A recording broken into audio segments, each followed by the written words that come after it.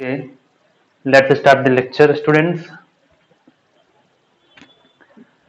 तो स्वागत है आप सभी का आज के लेक्चर में। और आज हम स्टार्ट करने जा रहे हैं स्टैंडिंग वेव का लेक्चर नंबर 3। जी हाँ, ठीक है। और आज अपना टॉपिक है vibration of string fixed at one and. किसी एक एंड पर स्ट्रिंग अगर फिक्स्ड हो तो क्या होगा, ठीक है। बहुत आसान है। देखो, पिछले वाले लेक्चर में हमने ये पढ़ लिया था कि दो फिक्स्ड एंड हो, दो फिक्स्ड के बीच में एक स्ट्रिंग है, तो इस तरह का कुछ वाइब्रेशन होता था, सबसे सिंपल, ठीक है। फिर एक तरह का वाइब्रेशन हम ये करवाते थे कि ऐसा हो जाए, दो लूप जब बनते थे। तीसरा हमने ये करवाया था कि ऐसा भी नहीं, ऐसा भी नहीं, ऐसा भी नहीं, ऐसा भी नहीं, ऐसा भी नहीं, तीन लूप बन जाए, है ना। तो अलग अलग टाइप देखे थे, लेकिन कब देखे थे? When string is connected between the two fixed and. लेकिन अब क्या है, वही स्ट्रिंग है, वही खेल है, वही चैप्टर है, लेकिन फिक्स्ड एंड कितना है? एक ही है, दूसरा फ्री है। दूसरा एंड क्या है? फ्री है। तो फ्री एंड है, उस केस में क्या करना है, क्या नहीं करना है, मतलब ये नहीं रहेगा, ये नहीं रहेगा, ये नहीं रहेगा, ये नहीं रहेगा, ठीक है, ये नहीं रहेगा, ठीक है। तो देखो, जब नहीं रहेगा तो हमें पता चल रहा है, सबसे आसान में पहला एक बार बता देता हूं कि आसानी से क्या क्या इंटरप्रेट किया जा सकता है पिछले लेक्चर से, ठीक है। When we are having two fixed end, सबसे फंडामेंटल कुछ ऐसा हम बना रहे थे। अब एक ही फिक्स्ड एंड है, इसको हटा दो, ठीक है, इसको हटा दिया तो ये कुछ ऐसा दिखेगा, है ना। ऐसा दिखेगा तो देखो, ये क्या बन गया? नोड। ये क्या बन जाएगा? एंटी नोड, ठीक है। कुछ इस तरह का स्ट्रक्चर बनेगा। लेकिन सवाल सबसे पहला ये कि अगर आपने एक एंड से फिक्स किया है, दूसरे एंड से स्ट्रिंग को ऐसे रखा है, तो स्ट्रिंग तो नीचे गिर जाएगी, स्ट्रिंग तो नीचे गिर जाएगी, है ना। ये तो ऐसे लटक जानी चाहिए, है कि नहीं? आसान सी बात है भाई, स्ट्रिंग को ऐसे बांधा तो नीचे गिर जाएगी, जब सामने कोई है ही नहीं तो ये स्ट्रेट कैसे रहेगी? पहला सवाल ये, सारी चीजें गलत हो जाएगी। इसीलिए assumption, standing wave can be produced by a string on a string which is fixed at one end and whose other end is free to move in a transverse direction, that is okay। लेकिन free and वाली बात करते हैं।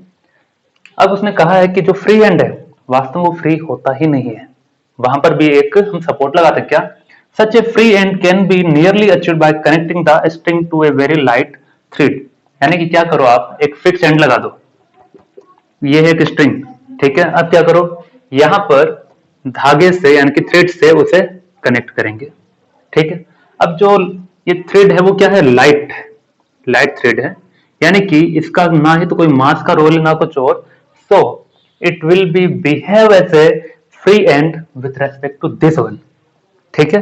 ये बहुत heavier मास है जो ये एंड है, उस एंड के रेस्पेक्ट में फ्री सा ही दिखेगा, और इस बहाने हम इसको नीचे गिरने से बचा लेंगे, ठीक है। चलिए, तो ये लिख लेना, बना लेना इसे। चलिए, अब मैं थ्रेड को दिखाऊंगा नहीं, थ्रेड हमें पता है कि थ्रेड वहां पर है, थ्रेड इज देयर, ओके। तो सबसे सिंपल केस जो बन सकता है वो क्या कि वेव ऐसे बन जाए, तो नीचे भी स्टैंडिंग वेव बनानी है तो ऐसा बनेगा, ठीक है। सबसे सिंपल यानी कि फंडामेंटल फॉर्म जो बन सकता है। इसका एम्पलीट्यूड हमेशा जीरो रहेगा तो ये नोड है, ये मैक्सिमम है यहाँ पर तो ये एंटी नोड होगा, ठीक है। And we know v equal to F lambda. Total length कितना है इसका? l ही रहने वाला है, लेंथ तो l ही रहेगा, वो चेंज हमने नहीं किया है। our target is to find the frequency, so f is equal to v by lambda। v we know root t by mu। Lambda, lambda का क्या करेंगे? देखो, नोड और एंटी नोड के बीच का डिस्टेंस कितना होता है? कितना होता है? लेमडा बाई 4 या लेमडा बाई 2? लेमडा बाई 4 होता है। लेमडा बाई 2 होता है दो नोड के बीच का distance. The distance between two consecutive nodes और डिस्टेंस बिटवीन टू कॉन्जिक्यूटिव और एडजेसेंट, यू कैन से एडजेसेंट, ठीक है। उनके बीच का जो डिस्टेंस होगा वो क्या होगा? लेमडा बाई 2 होता है, और नोड और एंटी नोड के बीच का लेमडा बाई 4 होता है, ठीक है। चलिए, from here lambda by 4 is equal to L. From figure we can say yes, lambda by 4 is equal to L. अगर ऐसा है तो क्या होगा? So lambda by 4 is equal to L and we get lambda equal to 4L. Put it here, okay. So what we will get, F equal to 1, देखो V का value हो गया square root of T by mu multiplied by upon में lambda, lambda का value कितना? 4L। ये आ गई आपकी fundamental frequency or you can say first harmonic or first segment, vibration of a wave, vibration of a string in first segment, only one segment. वो कहने की जरूरत नहीं, आप इतना लिखो, it's a fundamental frequency. Fundamental frequency में कोई ओवरटोन की बात होती नहीं, तो कोई चिंता वाली बात है ही नहीं. All the frequencies higher than the fundamental frequency have the overtones. Okay, चलिए इतना लिख लीजिए, आगे बढ़ेंगे. केस फर्स्ट हो गया, ये केस सेकंड में चलेंगे. मिटा देता हूं इससे. तो फंडामेंटल फ्रीक्वेंसी आ गई student, f1 equal to 1/4L square root of t by mu. वहां क्या आता था 1/2L, यहाँ आया है 1/4L, क्योंकि आना था वहां दो नोड के बीच का डिस्टेंस था, यहाँ नोड और एंटी नोड के बीच का डिस्टेंस है. ठीक है, चलिए केस सेकंड ये हो जाएगा कि लेंथ तो अभी भी L ही रहेगी, लेकिन मैंने क्या किया, एक नोड बीच में और लिया है. ठीक है, ये ऐसा चला गया केस सेकंड. ठीक है, ऐसा ही हो सकता है ना भाई. हाँ, फिगर ठीक से बना लेना, हो सकता है ऊपर नीचे कम ज्यादा हो जाए, वो आप ध्यान रखिए. ये नोड, इसका भी एम्पलीट्यूड 0, ये नोड, ये एंटी नोड मैक्सिमम है जहां पर, और ये मैक्सिमम एंटी नोड. ये खाली रहेगा, ऐसे ही रहेगा ना, वो फ्री एंड है, क्योंकि मैं थ्रेड दिखाऊंगा नहीं, because we have to show it as a free end. Okay, तो पूरा लेंथ कितना है स्टूडेंट? पूरा लेंथ अभी भी स्ट्रिंग का L ही है. लेंथ स्ट्रिंग का वही रह रहा है, हम बीच में के लूप ज्यादा क्रिएट कर दे रहे हैं. ठीक है, मतलब रस्सी यही है. पहले हमने इसी को ऐसा बनाया, फिर उसी रस्सी को ऐसा बनाया, सही, फिर उसी रस्सी को ऐसा भी बना देंगे.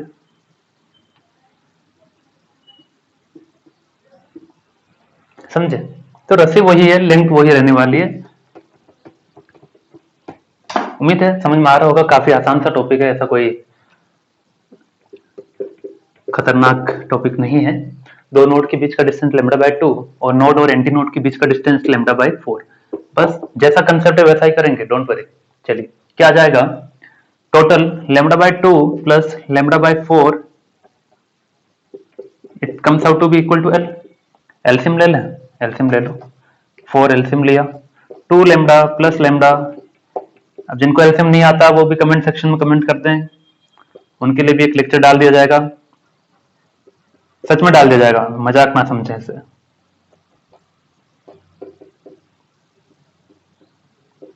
लैम्डा इक्वल टू 4L/3, तो V इक्वल टू होता था F lambda, F equal to V by lambda. V का वैल्यू हम जानते हैं, L लैम्डा का वैल्यू ये आ गया. तो F equal to square root of T by mu.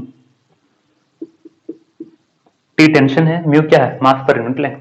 Lambda का वैल्यू, लैम्डा नीचे था, 4L/3. क्या आ गया, 4L/3 आ गया. ठीक है ना, इसे वापस लिख देता हूं. सही है, तो देखो ये पूरा क्या है, ये पूरा तो फंडामेंटल फ्रीक्वेंसी है. ये क्या है, फंडामेंटल फ्रीक्वेंसी है, और फंडामेंटल फ्रीक्वेंसी मल्टीप्लाई हो रही है 3 से, मतलब इट्स ए थर्ड हार्मोनिक. कौन सा हार्मोनिक, थर्ड हार्मोनिक. यानी कि यहां से मैं कह सकता हूं F3 is equal to 3F1.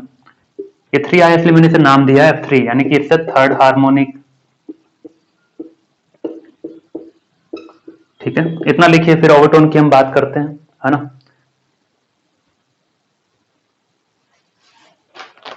लिख चुके, चलिए थर्ड हार्मोनिक है. अब देखो फंडामेंटल फ्रीक्वेंसी से जो भी ऊपर फ्रीक्वेंसी आती है वहां से ओवरटोन स्टार्ट होता है. इसके बाद जो पहली फ्रीक्वेंसी हमें मिली है वो थर्ड मिली है डायरेक्ट, सेकंड मिली नहीं, सेकंड अब्सेंट है. अब है तो है, हम क्या कर सकते हैं भाई, है कि नहीं. को तो डिफरेंस आएगा ना, फिक्स्ड एंड जब दो हो और एक ही हो, है ना. तो वो डिफरेंस क्या आया कि जब दोनों एंड फिक्स थे तब सेकंड हार्मोनिक आया था, इसमें सेकंड हार्मोनिक नहीं आया, डायरेक्ट थर्ड हार्मोनिक मिला है. तो जो भी पहले मिला है वही तो अपना क्या है, फर्स्ट ओवरटोन है. So it's A first overtone, है ना. फंडामेंटल फ्रीक्वेंसी से जो भी पहली फ्रीक्वेंसी आ रही है उसके जस्ट बाद फ्रीक्वेंसी है, वो पहला ओवरटोन होगा, है ना. सेकंड हार्मोनिक अब्सेंट है स्टूडेंट. अब्सेंट कैसे हो सकती है कि नहीं. It's a musical instrument, yes it can possible, और पॉसिबल हुआ है ना. चलिए अब मान लीजिए 2 नोड थे, अब 3 नोड क्रिएट करते हैं. ये अंतिम केस, ठीक है ना. उसके बाद स्टैंडर्ड रिजल्ट दे देंगे इसका कि रिजल्ट क्या है। तो थर्ड केस, ये एक नोड बनाया, लेंथ अभी वही है जैसा कि मैंने बताया था अभी, है ना, ठीक है, ठीक बना गया, अरे उल्टा बन गया ये तो, ऊपर की तरफ बन गया, इंक्रीजिंग बन गया कुछ, मोनोटोनिकली इंक्रीजिंग फंक्शन के जैसा दिखने लग गया मुझे। मोनोटोनिक इंक्रीजिंग फंक्शन क्या है ये मैथ्स वालों को पता है, नीट वाले चिंता ना करें, ऐसे सोचो कि कुछ गलत कहा मैंने, है कि नहीं, मोनोटोनिक इंक्रीजिंग फंक्शन कुछ होता ही नहीं है। चलिए, तो ये नोड है, ये भी नोड है, ये भी नोड है, और ये एंटी नोड, ये एंटी नोड, ये एंटी नोड। क्यों भाई, है कि नहीं? अरे है, ना कहोगे तब भी है ये। चले आगे बढ़े। कंप्लीट लेंथ है एल, दो नोड के बीच का डिस्टेंस लेमडा बाय 2, दो नोड के बीच का डिस्टेंस लेमडा बाय 2, नोड और एंटी नोड के बीच का डिस्टेंस लेमडा बाय 4। ठीक है, ये एंटी नोड तक ही, उसके आगे कुछ भी नहीं है, it's free. Okay,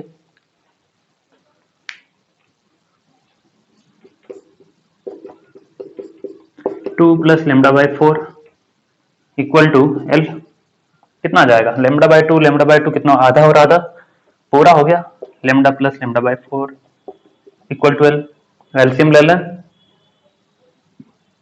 5 lambda upon equal to L, lambda equal to 4l upon 5. Now write the frequency, f equal to v by lambda, v कितना, square root of t by mu, t by mu change नहीं होगा, change नहीं होगा क्योंकि string same ही रह रही, तो tension same रहेगा, म्यू भी सेम रहने वाला है। ठीक है, लेमडा कितना है, 4l upon 5। Again now this time you get the idea, क्या कि f इक्वल टू आया है 5 upon 4l square root of t by mu, यानी कि ये क्या है, फंडामेंटल फ्रीक्वेंसी, इंटीग्रल मल्टीपल कितना है 5, यानी कि इट्स ए फिफ्थ हार्मोनिक।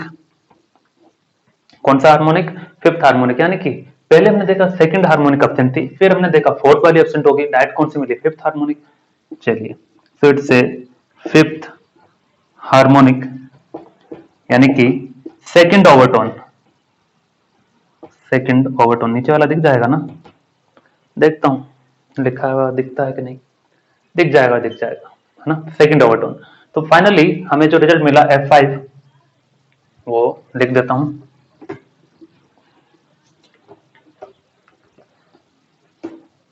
तो what we get, that is F5 5 upon 4l square root of t by mu. It's a fifth harmonic. That means what we get result कि in this case जब string क्या हो, when string is connected to only one fixed end, then all the even harmonics are absent. ठीक है, all the even harmonics are absent. Okay, चलिए, even harmonic absent है, and all the integral multiple of the fundamental frequency are not the allowed frequency। मतलब यानी कि देखो, जब दोनों एंड फिक्स थे तो हमें ये रिजल्ट मिलता था कि F2 equal to 2F1, F3 equal to 3F1, F4 equal to 4F1, ऐसा मिलता था जब दोनों एंड फिक्स्ड थे। अब यहां पर क्या है, F2 तो है ही नहीं, F4 है ही नहीं, that means all the harmonics जो मल्टीपल है, all the harmonics are not the allowed frequency, allow नहीं है सभी आना। कौन अलाउ है, only odd harmonics are allowed. ठीक है, तो ऐसा लिखेंगे, only the odd harmonics of the fundamental frequency are the allowed frequency. ठीक है, only odd harmonics of the fundamental frequency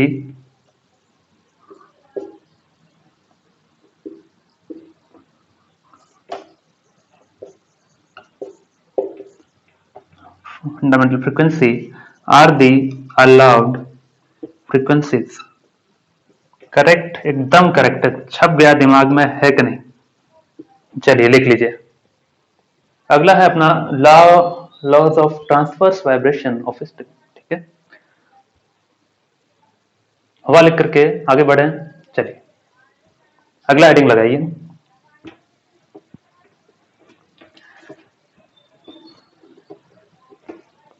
अगला कुछ नया नहीं है, जो हम पढ़ चुके हैं उसी की चर्चा फिर से होने वाली है। क्या है इसका नाम देखिए, हेडिंग में लगा देता हूं। हेडिंग का नाम है लॉज ऑफ वाइब्रेशन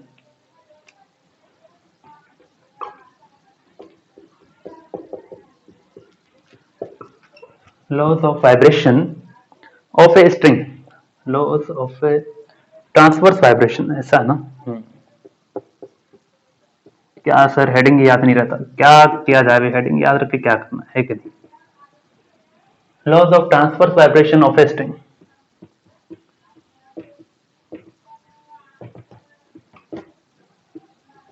चलिए समझा जाए इसे, बहुत ही आसान है। देखो, जब एक स्ट्रिंग दो फिक्स्ड एंड के बीच में हो, जब एक स्ट्रिंग दो फिक्स्ड एंड के बीच में हो, तो हमने वहां पर देखा था कि अलग अलग टाइप के जो वाइब्रेशन बनते हैं, है ना, अलग अलग टाइप के जो वाइब्रेशन बनते हैं, जिसमें पहला ये फंडामेंटल हमने बनाया था। उसके बाद बहुत से अलग अलग सेगमेंट में हमने इसका वाइब्रेशन देखा था, जिन्हें अलग अलग नॉर्मल मोड्स ऑफ वाइब्रेशन भी कहते थे। ठीक है, अब इसमें सबसे फंडामेंटल जो फ्रीक्वेंसी मिली थी, that was the 1/2L square root of T by mu. Correct. अब इसमें सबसे पहला आता है इसी के अंदर point number 1, law of tension. That means क्या? लॉज ऑफ टेंशन ये कहना चाहता है, for a string fixed between both ends, and उसके लिए for a string fixed between both ends and their fundamental frequency is given by f1 equal to 1/2L square root of T by mu. That is okay. Now this f1 is directly proportional to square root of tension T. This f1 is directly proportional to the square root of the tension force T if and only if length L and mu, यानी कि मास per unit length, remains constant. इसी को क्या कहते हैं? इसी को law of tension कहते हैं। ठीक है, चलिए अगला, लॉ ऑफ लेंथ, यानी कि for a string whose fundamental frequency is given by this formula, then this fundamental frequency will be directly inversely proportional to length, इसलिए लेंथ के साथ रिलेशन बताया। देन कंडीशन क्या? If T and mu remains constant. अगर ये constant है तो ये इसके साथ इनवर्सली प्रोपोर्शनल होगा। एकदम करेक्ट, सही है। And third, T for tension आ गया, एल फॉर लेंथ हो गया, म्यू क्या जाएगा? That is F1 is directly inversely proportional to square root of the mass per unit length if T and L remains constant.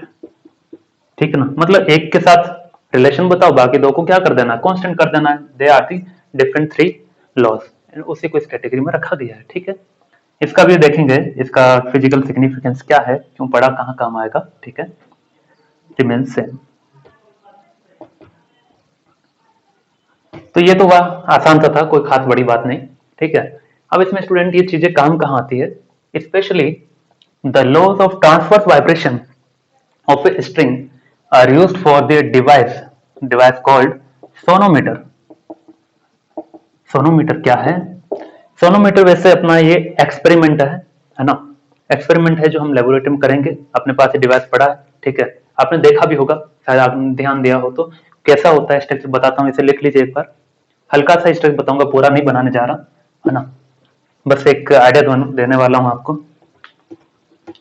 कि sonometer कैसा दिखता है। हाँ, no doubt it's a musical instrument to up to some extent. ठीक है, ये क्या होता है कि एक वुडन पीस होता है, बहुत बड़ा सा ऐसा। ठीक है, यहाँ एक लकड़ी का छोटा सा ब्रिज बना होता है, यहाँ एक छोटा सा ब्रिज बना होता है। यहाँ से स्ट्रिंग फिक्स होती है यहाँ से, और यहाँ आगे जाकर के फिर आगे सॉरी ये ऐसा दो ब्रिज से होकर के एक स्ट्रिंग पास होता है, और आगे भी इसका कुछ अरेंजमेंट रहता है। ठीक, आगे कुछ ना कुछ अरेंजमेंट रहता है, वहां पर भी फिक्स रहता है। लेट्स से मैंने यहाँ फिक्स दिखा दिया, किसी ना किसी मीडियम से फिक्स दिखा दिया। ठीक है, तो ये होता है सोनोमीटर। ठीक है, तो सोनोमीटर में क्या है, एक स्ट्रिंग है which is fixed between two fixed end. ठीक है ना, in sonometer we have a string which is fixed between two ends, पहला एंड दूसरा एंड। तो उसमें जो फ्रीक्वेंसी होगी fundamental frequency that completely depends on the laws of transverse vibration of a string. ठीक है, और उसमें तीन तरह के लॉज होते हैं। ठीक है, कौन कौन से हमने बताए। अधिक जानकारी के लिए हम एक्सपेरिमेंट में उसकी बात करेंगे जो अपने 12th के सिलेबस के अकॉर्डिंग है भी। 12th के सिलेबस के अकॉर्डिंग कुछ और भी एक्सपेरिमेंट्स हैं, वो भी आपको बता देता हूँ। सोनोमीटर के साथ हम एक और एक्सपेरिमेंट करेंगे, यंग्स मॉडुलस। यंग्स मॉडुलस वाला चैप्टर भी हम कर चुके हैं, इलास्टिसिटी, तो वो भी हम वहां पर सीखेंगे। ठीक है, चलिए इतना हुआ है। एक छोटा सा पॉइंट और डिस्कस करते हैं, उसके बाद आज का लेक्चर। फ्रेंड्स, अगला टॉपिक मैंने लिखा है, देखिए, standing waves on A string fixed at both. ठीक है, ये तो टॉपिक हमने पढ़ लिया है, फिर क्यों लिखा गया है, यही तो है, standing waves on A string fixed at both ends. ये तो हमने पढ़ा था ना कि दो फिक्स्ड एंड हो, उनके बीच में एक स्ट्रिंग हो, तो फंडामेंटल फ्रीक्वेंसी क्या आती थी, when we are producing standing waves, that is f1 equal to 1 upon 2l square root of t by mu। ठीक है, यही रिजल्ट आता है। वही रिजल्ट की चर्चा हम कर रहे हैं, लेकिन एक अलग तरीके से, और वो तरीका इंपॉर्टेंट है आपके न्यूमेरिकल प्रॉब्लम सॉल्व करने के लिए। ठीक है, क्या जरूरी है, क्यों जरूरी है, वो भी एक सवाल लेके मैं बताऊंगा, और कैसे इसको एनालिसिस करना है वो भी बता रहा हूँ। ठीक है, तो इसमें ज्यादा थ्योरी है नहीं, केवल जो मैं वर्ड्स बोलने वाला हूँ उसके ऊपर ज्यादा फोकस कीजिए, और इसे दिमाग में स्टोर करने की कोशिश कीजिए कि हाँ, इसमें ऐसा प्रोसेस हो रहा था बस, क्योंकि रिजल्ट सेम ही आने वाला था। Result is not going to different. ठीक है, हमें केवल समझना है कि यह है एक क्वालिटेटिव एनालिसिस है। क्या है ये, क्वालिटेटिव एनालिसिस। तो पहला बात हमें पता चला, इट्स ए क्वालिटेटिव एनालिसिस, यानी कि जिसमें हम बात करके ही बता देंगे कि क्या हो रहा है ना। कोई न्यूमेरिकल अप्रोच नहीं लगाएंगे ज्यादा, इसमें ज्यादा नहीं लगाएंगे, मतलब ये नहीं बिल्कुल नहीं, थोड़ा बहुत लगाएंगे। ठीक है, चलिए, अब क्या है, consider a string of length L, मान लेंगे fixed at one end to a wall, एक दीवार है, and the other end to a tuning fork. ये ट्यूनिंग फोर्क है। अब ट्यूनिंग फोर्क क्या होता है मैं बता देता हूँ। ठीक है, उससे पहले एक लाइन आगे पढ़ लेते हैं, which vibrates longitudinally with a small amplitude। जो ट्यूनिंग फोर्क होता है वो वाइब्रेट करता है लॉन्गिट्यूडनली, ऐसा ऐसा आपने खिलौना देखा होगा, ऐसे ऐसे ऐसे ऐसे करते रहते हैं, बचपन में खिलौने खेले होंगे आपने, तो पता है शायद ट्यूनिंग फोर्क। ठीक है, नहीं देखा है तो मैंने एक सेटअप बनाया है, देखिए आप लोगों के लिए आज। ये जो दो ईयरफोन मैंने दिखाए हैं, ये मान लो कुछ ऐसे हैं फिक्स्ड, ये बॉक्स कुछ ऐसा सेटअप है। ठीक है, ये दिख रहा है ना, चलिए, ये दिख तो जाएगा ना, ये ऐसा है। ठीक है ना, ये दो ऐसा इसका हैंडल कह सकते हो इसके, है कि नहीं, ट्यूनिंग फोर्क के। ठीक है, अब ये क्या करेगा, वाइब्रेट कैसे करेगा, देखो कैसे खेलते हैं इससे। ठीक है, तो ये क्या है, इट्स ए ट्यूनिंग फोर्क, ऐसे ऐसे ऐसे वाइब्रेट करवाते हैं, देखो अब लॉन्गिट्यूडनली हो रहा है, नहीं हो रहा, हम डिस्टर्बेंस एक्स डैश में कर रहे हैं, है ना, और ट्रेवल भी करेगा किस डैश में, एक्स डैश में करेगा, पार्टिकल जो ऑसिलेट कर रहे हैं आगे पीछे ही करेंगे, यानी कि इट्स ए लॉन्गिट्यूडनल। ठीक है, तो उम्मीद है आपको समझ में आया होगा। अरे छोटा सा खिलौना होता है, ठीक है ना, ये वैसा ही कुछ है। ठीक है, उसको हम वाइब्रेट कर रहे हैं बस। अब उसी से एक रस्से को यहाँ बांध दिया, एक को दीवार से बांध दिया, यानी कि it will behave as a also as a fixed end, and this one will also behave as a fixed end. दोनों ही बिहेव करेंगे किसकी तरह, फिक्स्ड एंड की तरह। ये भी फिक्स्ड एंड है और ये भी एक फिक्स्ड एंड है। ठीक है, चलिए, अब इसने कहा है कि यहां से इन दोनों के बीच में एक रस्सी हमने बांध रखी, यानी कि स्ट्रिंग, सही बांधा है ना, चलिए सही है। ठीक है, अब ठीक है, ओके, हेडिंग में मिटा दे रहा हूं, मुझे काम आएगा, है ना।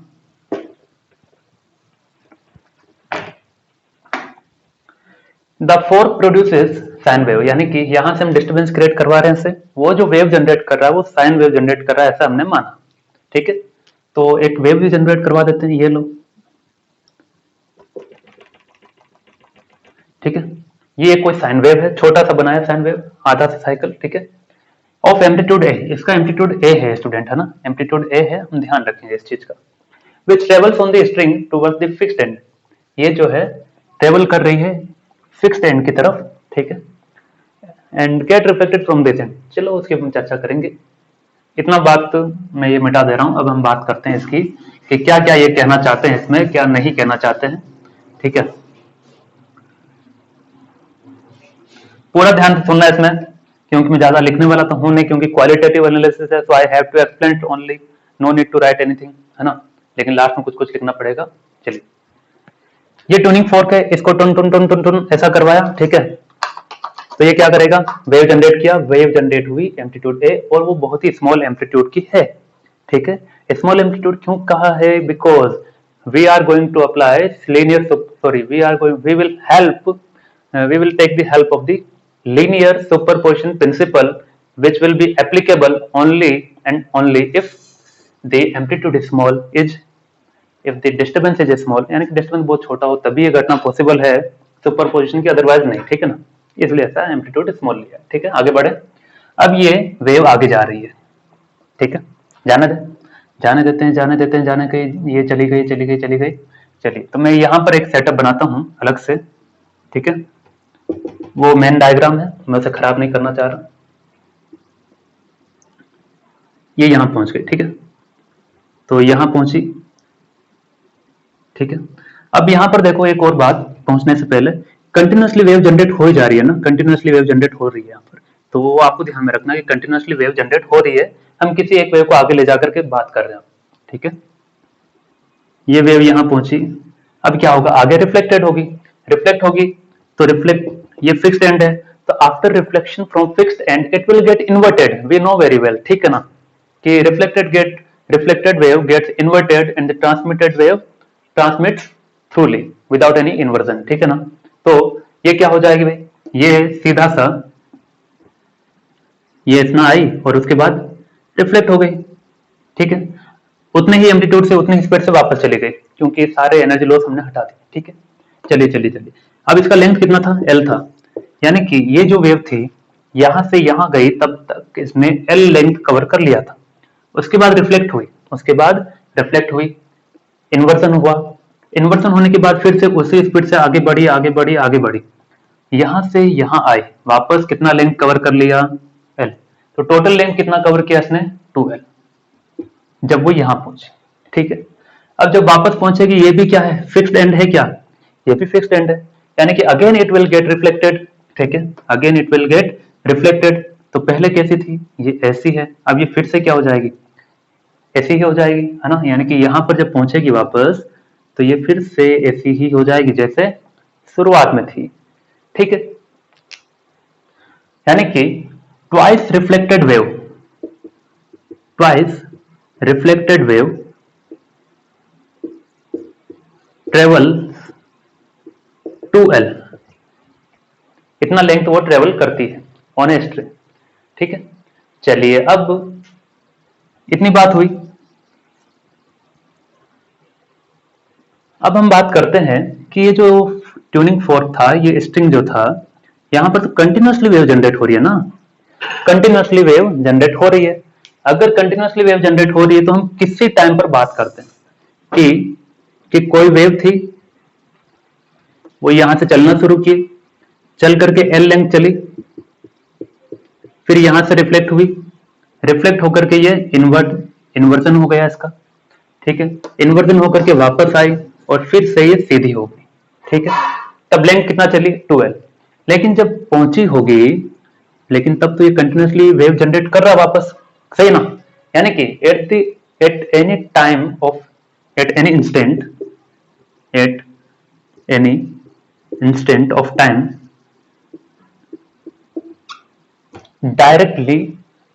directly generated a wave, यानी कि wave generated by at any time instant wave, ठीक है ना, at any time t instant wave किसी टाइम पर यहां पर ट्यूनिंग फोर्क अपनी वेव को जनरेट किया था, ठीक है। Instant wave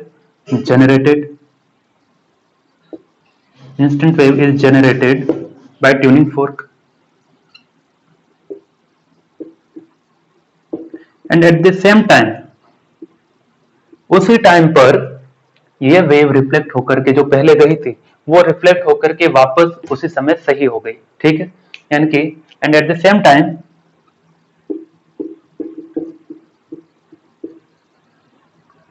reflected wave arrive at the initial position, जहां पर थी वहीं आ जाती इन ओरिजिनल शेप आल्सो, ठीक है।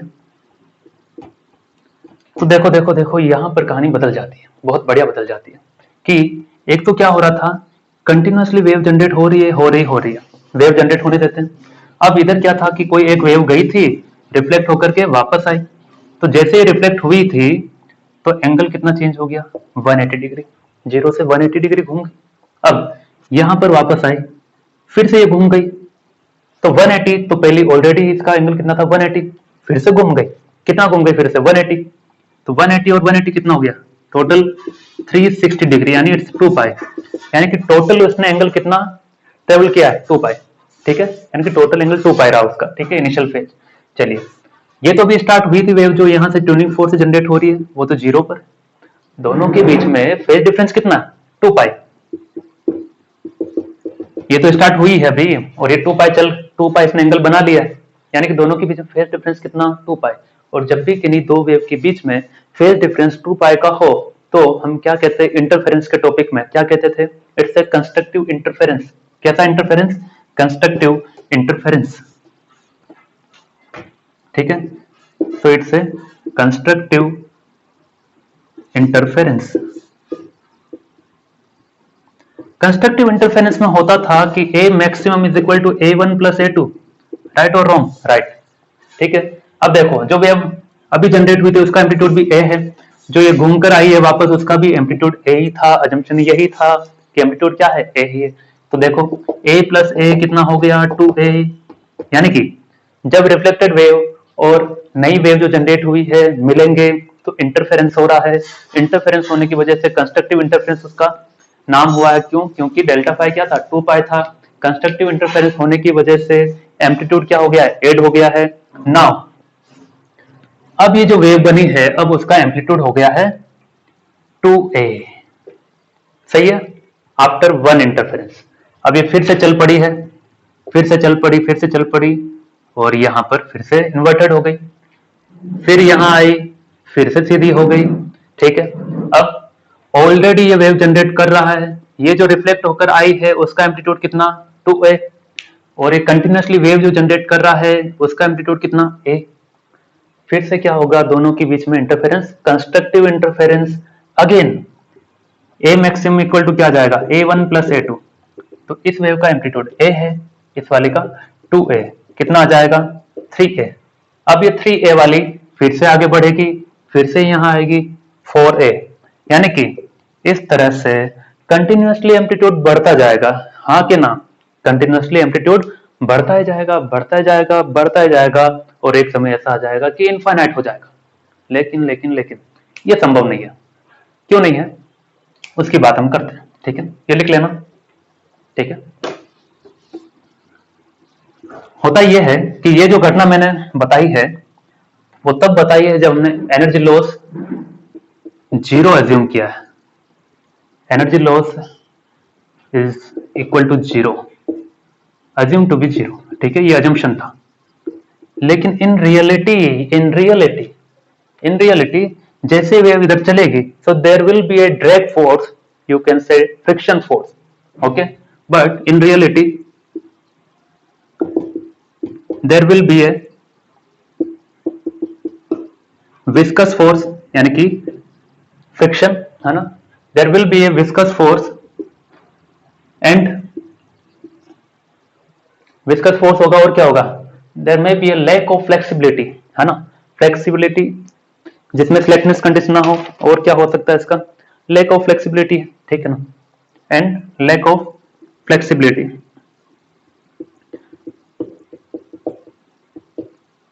ठीक है ना। तो ये हो जाएगा कि जब वेव ट्रेवल करती है तो इन रियलिटी वहां पर दो तरह के लॉस होते हैं, पहला विस्कस फोर्स, दूसरा लैक ऑफ फ्लेक्सिबिलिटी। जरूरी नहीं है कि वेव जो स्ट्रिंग है वो क्या हो, फ्लेक्सिबल हो, लैक ऑफ फ्लेक्सिबिलिटी भी तो हो सकता है, उसके कारण भी लॉस होगा, ठीक है। अगर ऐसा रहा होगा तो एनर्जी लॉस होगा, एनर्जी लॉस होगा होगा होगा, लेकिन यहाँ तो एम्पलीट्यूड कंटिन्यूसली बढ़ता जा रहा है ना, तो एनर्जी लॉस होकर क्या कर लेगा, लेकिन एनर्जी लॉस जो है वो बढ़ जाता है इस केस में जब एम्पलीट्यूड बढ़ता है, ठीक है, जब एम्पलीट्यूड बढ़ता है। क्यों क्यों क्यों क्यों क्यों, क्योंकि एनर्जी का डेरिवेशन देखना, वहां पर पावर और एनर्जी में वहां पर एम्पलीट्यूड के स्क्वायर के डायरेक्टली प्रोपोर्शनल था एनर्जी, सही है। यानी कि जैसे जैसे एम्पलीट्यूड बढ़ा वैसे वैसे एनर्जी लॉस भी बढ़ेगा, ठीक है। एनर्जी की डेरिवेशन में जाकर देख लेना, ठीक है। चलिए अब इसमें आगे कि यहां तक तो बात समझ में आई, आप बने रहिए, मैं फिर से रिकॉल कराऊंगा पूरा, ठीक है ना, एक साथ बताऊंगा पूरा, डोंट वरी। अब हमने ये पढ़ लिया स्टार्टिंग से कि एक वेव जा रही थी ए एम्पलीट्यूड की, रिफ्लेक्ट होकर वापस आई, 2a बनी, इंटरफेरेंस कंस्ट्रक्टिव, फिर ये 2a वाला और a वाला मिले, फिर से 3a हुए, 4a, 5a, ये एम्पलीट्यूड बढ़ता जा रहा था, ऐसा हमने देखा समझा भी, लेकिन पता चला कि ये तब हो रहा था जब ये आपने एनर्जी लॉस क्या रखा था, जीरो कंसिडरेशन रखा था, लेकिन वास्तव में क्या होता है, एनर्जी लॉस होता है। एनर्जी लॉस किसकी वजह से होता है, due to the viscous force, due to the lack of flexibility, ठीक है। तो इन सारी घटनाओं की वजह से लॉस होना है, तो लॉस होना है, तो देखते हैं क्या होता है। अब आगे इन जनरल, या फिर यहां पर अपने केस में वेव जनरेट कर रहा है कौन, ट्यूनिंग फोर्स, यानी कि एनर्जी दे कौन रहा है, ट्यूनिंग फोर्स दे रहा है, ट्यूनिंग फोर्स दे रहा है, यानी कि energy received by tuning fork, rate of energy received by tuning fork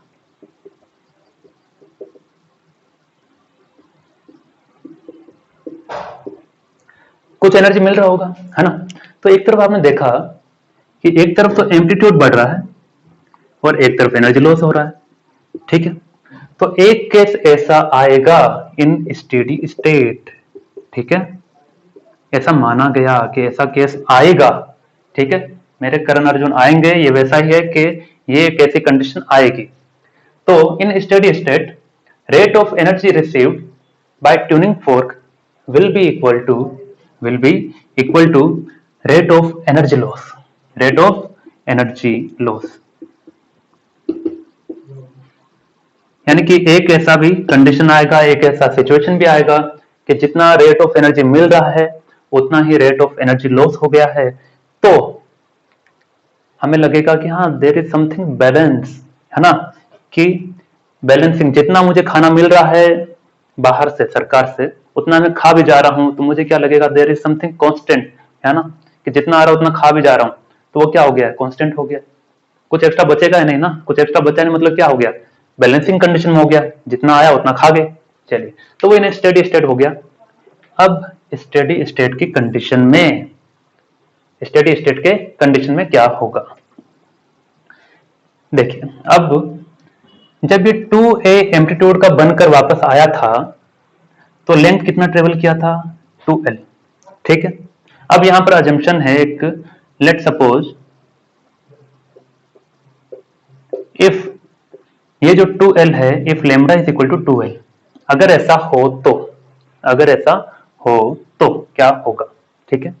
l equal to comes out to be what, l equal to lambda by 2l, सही है, सही है, वैसे उसकी जरूरत भी नहीं है। तो हमने ऐसा माना कि मान लो कि 2l जो ट्रेवल करके आई है वेव, वो 2l इक्वल है वेव की वेवलेंथ के, अगर ऐसा है तो v equal to F lambda होता है, f इक्वल टू क्या होगा, v by lambda, lambda equal to कितना, 2l 1 upon square root of t by mu, ठीक है। ये क्या हो जाएगा, f equal to 1 v by lambda, यानी कि 1 upon 2l square root of t by mu. अब यही जो फंडामेंटल फ्रीक्वेंसी का क्या है, फॉर्मूला है, यही आपका क्या है, फंडामेंटल फ्रीक्वेंसी का फॉर्मूला है। अब देखिए इसमें थोड़ी सी और चर्चा की जाए कि ये जो फ्रीक्वेंसी का फॉर्मूला आया है f equal to 1/2L square root of t by mu, इसे f1 कहा, ठीक है, लोएस्ट फंडामेंटल फ्रीक्वेंसी। तो ये हो गया अपना फंडामेंटल फ्रीक्वेंसी, या फिर इसको यहां पर कहा जाता है नेचुरल फ्रीक्वेंसी, या फिर इसे कहा जाता है रेजोनेंट फ्रीक्वेंसी,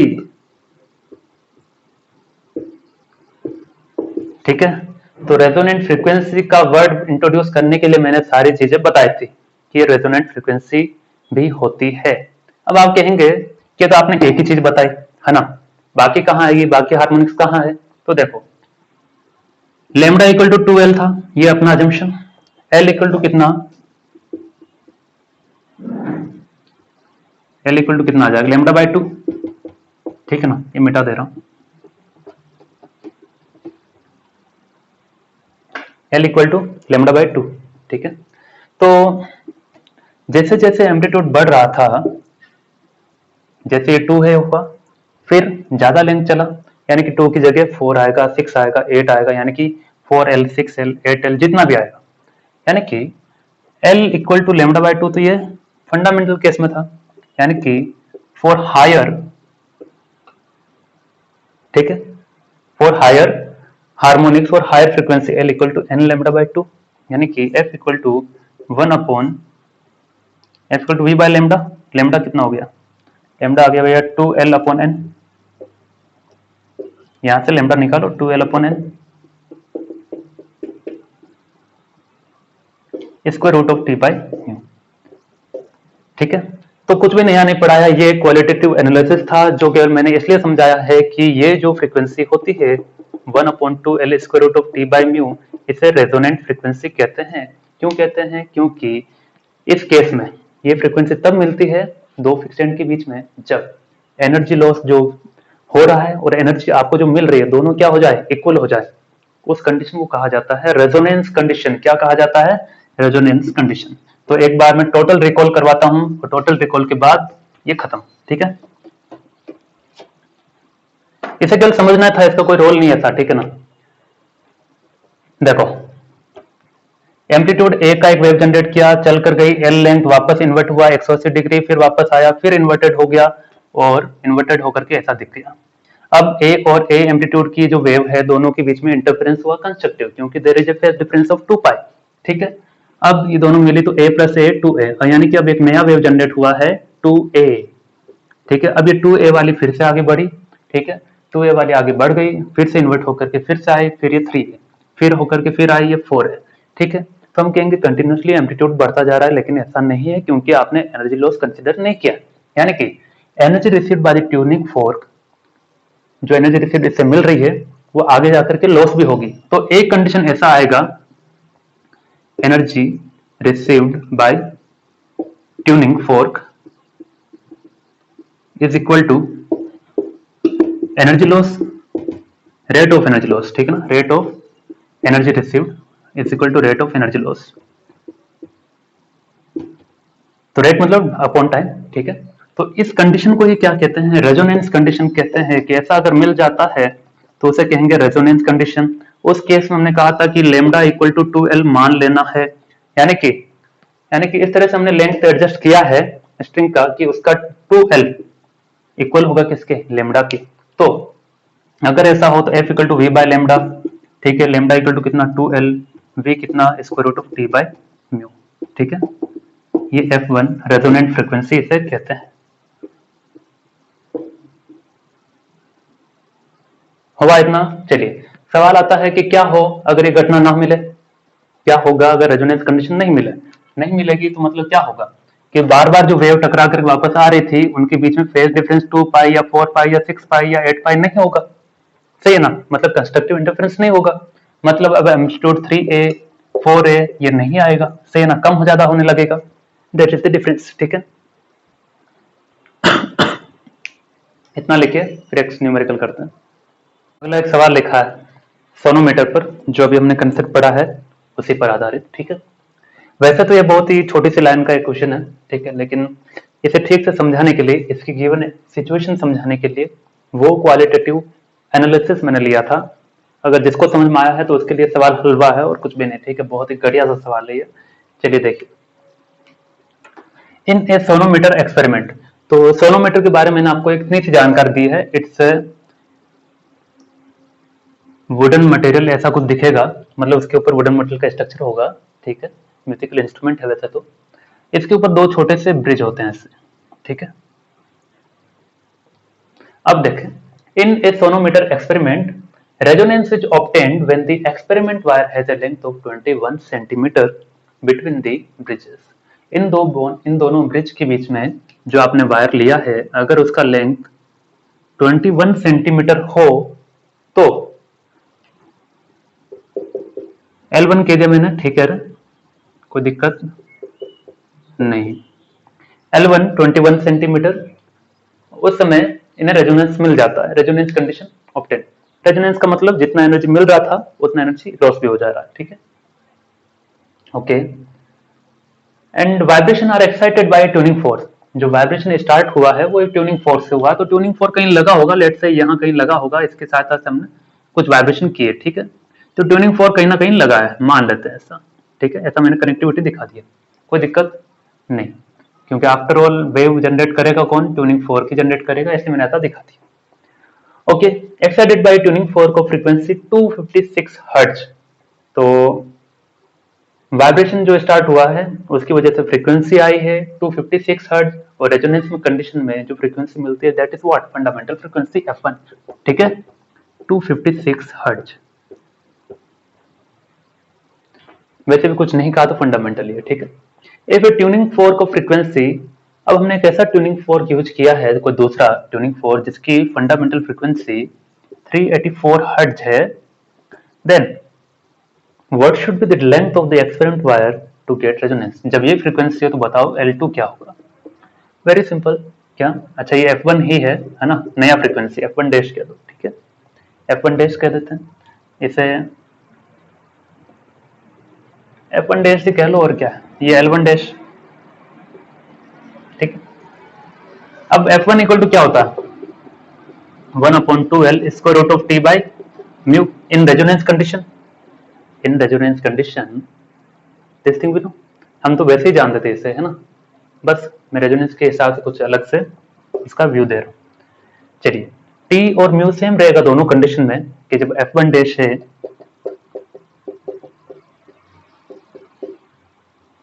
क्योंकि वायर यानी कि स्ट्रिंग जो है वो तो चेंज नहीं हुआ, बस डिवाइड कर दो, खेल खत्म हो गया, है कि नहीं। चलो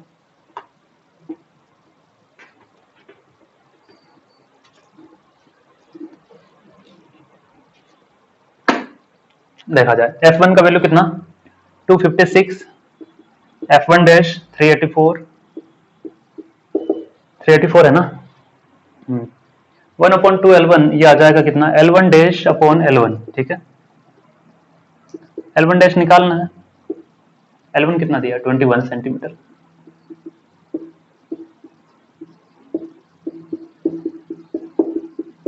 ठीक है, तो L1 dash comes out to be 256 into 384 into L1 कितना, 21 सेंटीमीटर। नाउ सॉल्व इट, कितना आ जाएगा भाई, इसका आंसर आ जाएगा आपका 14 सेंटीमीटर, ठीक है।